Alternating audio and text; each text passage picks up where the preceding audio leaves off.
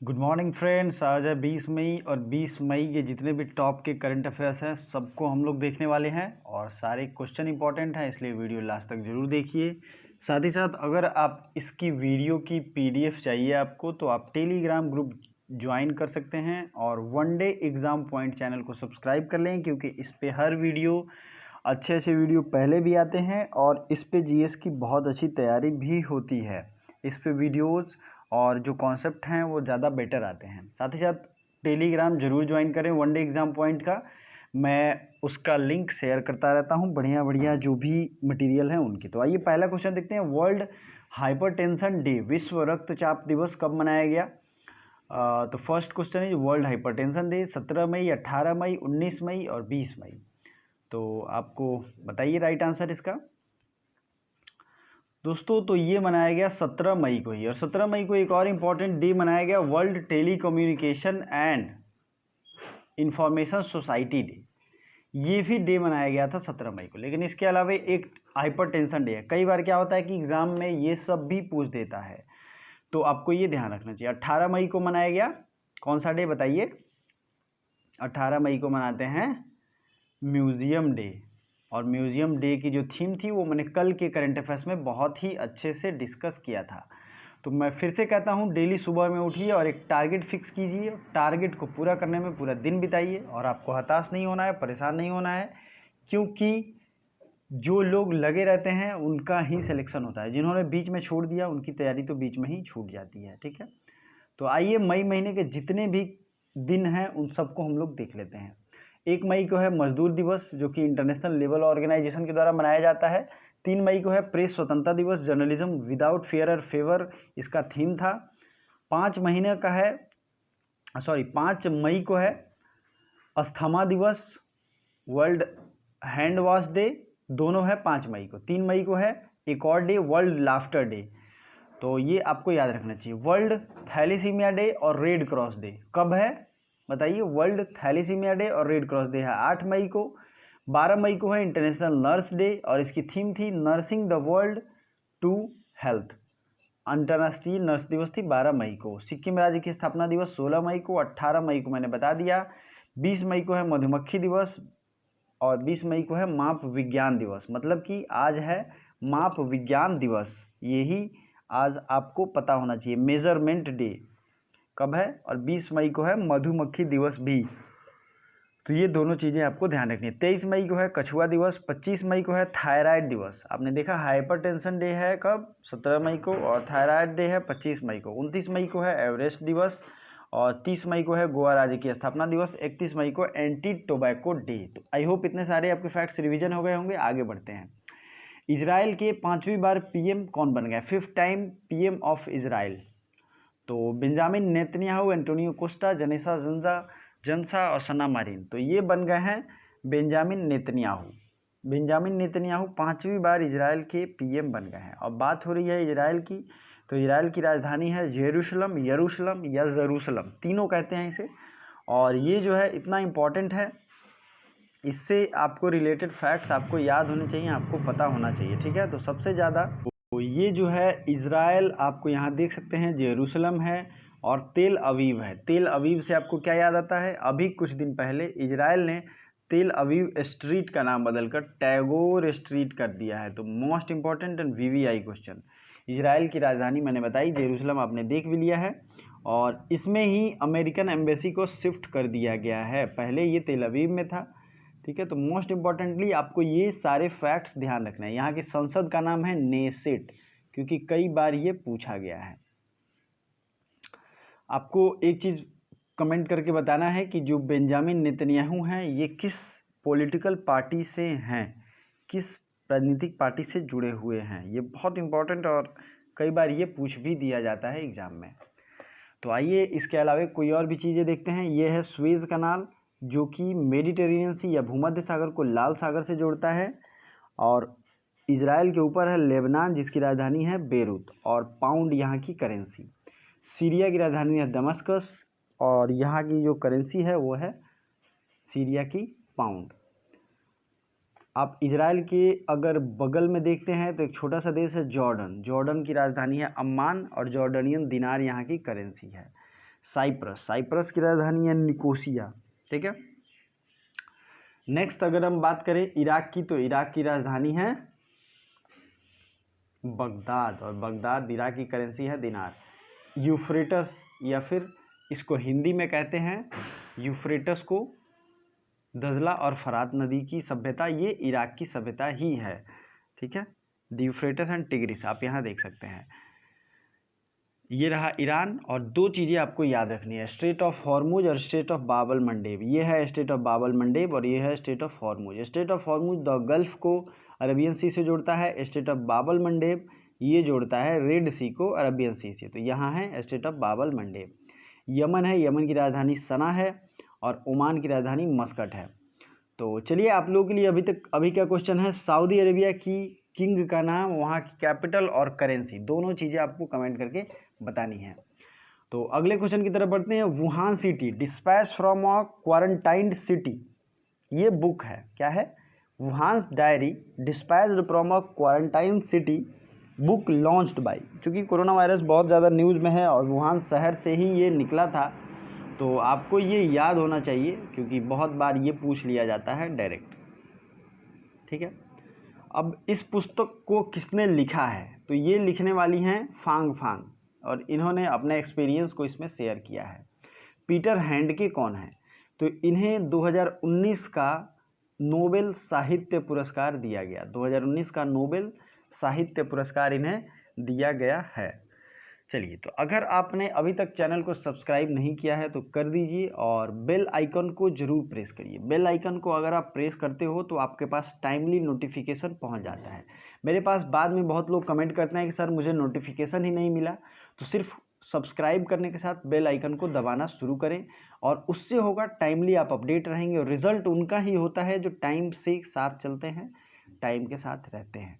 मनरेगा के कितने करोड़ बजट बढ़ाकर कर दिया गया है। मनरेगा है क्या, महात्मा गांधी नरेगा, इसको पहले नाम था नरेगा, 2009 में इसका नाम बदल के कर दिया गया महात्मा गांधी रोजगार गारंटी अधिनियम। ठीक है, ये 2009 में इसका नाम बदला गया। ये क्या है, इसमें हर गांव में जो भी बेरोजगार लोग हैं उनको 100 दिन की गारंटीड नौकरी देने की बात की गई थी। अगर उनको नौकरी नहीं दी जाएगी तो उन्हें बेरोजगारी भत्ता दिया जाएगा। और ये एक्ट पास हुआ था 2006 में, लागू हुआ 2006 के थोड़े से बाद से, क्योंकि इसको प्रोसीजरल थोड़ा सा ये बहुत ज़्यादा था और बहुत सारी एडमिनिस्ट्रेटिव इसमें लोड्स थी। मनरेगा के बजट को बढ़ाकर कर दिया गया है 40,000 करोड़, क्योंकि प्रवासी जो लोग हैं वो आ रहे हैं, आपको पता ही है, अपने अपने राज्यों में, तो वो आ रहे हैं तो उनको कुछ ना कुछ चाहिए, काम करेंगे, और जब काम करेंगे तो उनको मजदूरी देने के लिए चाहिए, तो ये 40,000 करोड़ कर दिया गया। राष्ट्रपति अपने वेतन का कितना प्रतिशत दान करेंगे, ये most important and VVI question है। राष्ट्रपति से रिलेटेड बहुत सारे फैक्ट आज हम लोग डिस्कस करेंगे। तो राष्ट्रपति अपने वेतन का 30% दान करेंगे। कोरोना वायरस की वजह से जो लोग भी इफेक्टेड हैं उनमें डोनेशन जो चलाया जा रहा है उसी का ये कैंपेन का पार्ट है। और इनकी सैलरी कितनी होती है, तो इनकी सैलरी इंडिया में सबसे हाईएस्ट और ये होती है 5 लाख। ठीक है, 30% ये दान कर देंगे और ये टैक्स फ्री पेमेंट होता है, तो 30% मतलब 1.5 लाख ये दान कर देंगे। तो राष्ट्रपति के बारे में आर्टिकल 52 से शुरू हो जाता है। आर्टिकल 52 के बारे में राष्ट्रपति के बारे में कहा गया है, और इनके बारे में और कौन कौन से आर्टिकल है सबको देखेंगे। चलिए तो शुरू करते हैं। राष्ट्रपति को अध्यादेश जारी करने की पावर आर्टिकल 1, 2, 3 में मिलती है। राष्ट्रपति की इम्पीचमेंट या महाभियोग की पावर अगर बात करें, इन पे महाभियोग वाली जो शक्तियां हैं वो संसद यूज कर सकता है, उसके वर्णन आर्टिकल 61 में है। राष्ट्रपति किसी को क्षमा दे सकता है, क्षमा याचना, वो किस आर्टिकल में है, तो ये है 72। जो मैं आर्टिकल बता रहा हूँ इससे सबसे ज़्यादा सवाल पूछे गए हैं। दो चीज़ें होती हैं, राष्ट्रपति जो हर साल शुरू होता है उस समय संसद को संबोधित करते हैं, और दूसरा होता है जब संसद में स्पेशल संबोधन या अनाउंसमेंट करते हैं। तो जो जनरल अनाउंसमेंट हर साल होता है एवरी ईयर, वो होता है आर्टिकल 86, और जो special announcement on specific topic वो होता है आर्टिकल 87। ठीक है, आपके लिए क्वेश्चन, राष्ट्रपति किस अनुच्छेद के तहत सुप्रीम कोर्ट से सलाह मांग सकता है। जो लोग भी मेरे वीडियो को लगातार देखते होंगे, आपको पता ही है पॉलिटी, हिस्ट्री, ज्योग्राफी और जनरल साइंस के बहुत अच्छे प्रैक्टिस सेट चल रहे हैं। तो अगर आपने प्रैक्टिस सेट नहीं लगाया है, आप नहीं लगा रहे हैं, तो ये समझिए आप पीछे हैं। तो प्रैक्टिस सेट लगाइए डेली, और उसमें मैंने इस क्वेश्चन को डिस्कस किया है। तो वीडियो को लाइक कर दीजिए और फिर आगे बढ़ते चलिए। लाइक करने से दोस्तों मोटिवेशन मिलती है। अनी सुजमान का निधन हो गया, वो किस क्षेत्र के प्रसिद्ध थे? तो ये एक फेमस लेखक थे, लेकिन ये बांग्लादेश के लेखक थे। ठीक है, बांग्लादेश के ये लेखक थे। इन्हें भारत का पद्मश्री अवार्ड दिया गया है। पद्मश्री भारत का तीसरा हाईएस्ट सिविलियन अवार्ड है। पहला क्या है? पहला भारत रत्न है, दूसरा पद्म विभूषण, तीसरा पद्म भूषण, और ये जो है पद्म भूषण ही इनको मिला है, सॉरी। तो आपको ये ध्यान रखना है। अब इन सब अवार्ड की शुरुआत हुई थी 1954 में, आपको ये ध्यान रखना चाहिए।